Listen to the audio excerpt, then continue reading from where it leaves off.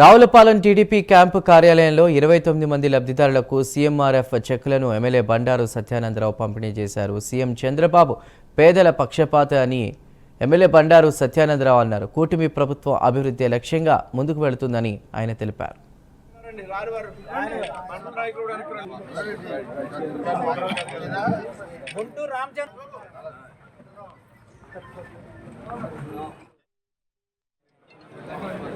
ముఖ్యమంత్రి సహాయ నిధి కింద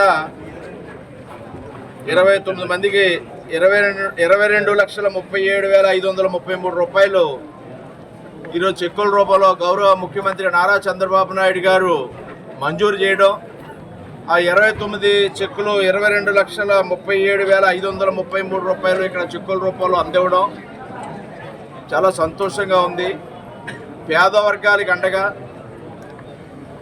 అనారోగ్యం బారిన పడి వైద్య సహాయం లేక ఇబ్బందులు పడిన వారికి ప్రభుత్వపరమైన పథకాల్లో లబ్ధి పొందకుండా ఆర్థికంగా నష్టపోతున్నటువంటి ఆరోగ్య కారణాలతో పేద వర్గాలకి మేలు చేయాలనే ఆలోచనతో చంద్రబాబు నాయుడు గారు ముఖ్యమంత్రి సహాయ నిధిని చాలా విరివిగా చేతికి వెన్నుముక లేదు అన్న చందంగా ఎంతోమందికి అందించడం జరుగుతూ ఉంది.